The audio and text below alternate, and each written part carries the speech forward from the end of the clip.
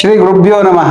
ಸರ್ವ ದೇವತಾಭ್ಯೋ ನಮಃ. ಪ್ರಿಯ ವೀಕ್ಷಕರೇ, ನಾನು ನಿಮ್ಮ ಜ್ಯೋತಿಷಿ ನಾಗರಾಜ್ ಮಾತನಾಡುವಂಥದ್ದು. ಈ ದಿನ ದ್ವಾದಶ ರಾಶಿಗಳಲ್ಲಿ ಎರಡನೇ ರಾಶಿಯಾದಂಥ ಋಷಭ ರಾಶಿ ವಿಚಾರ. ಈ ಋಷಭ ರಾಶಿಯಾಧಿಪತಿ ಬಂದು ಶುಕ್ರನಾಗಿರುತ್ತಾನೆ. ಈ ಋಷಭ ರಾಶಿಯಲ್ಲಿ 3 ನಕ್ಷತ್ರವಿರುತ್ತದೆ. ಪ್ರಥಮವಾಗಿ ಕೃತಿಕಾ ನಕ್ಷತ್ರ ಹಾಗೂ ರೋಹಿಣಿ ನಕ್ಷತ್ರ, 3ನೇ ನಕ್ಷತ್ರವಾಗಿ ಮೃಗಶಿರ ನಕ್ಷತ್ರ ಇರ್ತದೆ.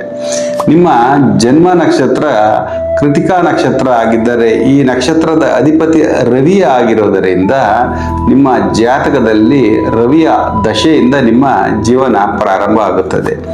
ಹಾಗೂ ನಿಮ್ಮ ಜನ್ಮ ನಕ್ಷತ್ರ ರೋಹಿಣಿ ನಕ್ಷತ್ರ ಆಗಿದ್ದರೆ ಈ ರೋಹಿಣಿ ನಕ್ಷತ್ರದ ಅಧಿಪತಿ ಚಂದ್ರನಾಗಿರೋದರಿಂದ ನಿಮ್ಮ ಜಾತಕದಲ್ಲಿ ಚಂದ್ರನ ದಶೆಯಿಂದ ನಿಮ್ಮ ಜೀವನ ಪ್ರಾರಂಭ ಆಗುತ್ತೆ. 3ನೇ ನಕ್ಷತ್ರ ಆಗುವಂತ ಮೃಗಶಿರ ನಕ್ಷತ್ರ, ನಿಮ್ಮ ಜನ್ಮ ನಕ್ಷತ್ರ ಮೃಗಶಿರ ನಕ್ಷತ್ರ ಆಗಿದ್ದರೆ ನಕ್ಷತ್ರದ ಅಧಿಪತಿ ಕುಜನ ಆಗಿರೋದರಿಂದ ನಿಮ್ಮ ಜಾತಕದಲ್ಲಿ ಕುಜನ ದಶೆಯಿಂದ ನಿಮ್ಮ ಜೀವನ ಪ್ರಾರಂಭ ಆಗುತ್ತದೆ. ಹೀಗೆ ಇನ್ನುಳಿದ ನಿಮ್ಮ ರಾಶಿ ನಕ್ಷತ್ರಗಳ ವಿಚಾರವನ್ನು ಮುಂದಿನ ವಿಡಿಯೋಗಳಲ್ಲಿ ತಿಳಿಸಿಕೊಡಲಾಗುತ್ತದೆ. ಸರ್ವೇ ಜನಾಃ ಸುಖಿನೋ ಭವಂತು, ಲೋಕ ಸಮಸ್ತ ಸನ್ಮಂಗಲಾನಿ ಭವಂತು.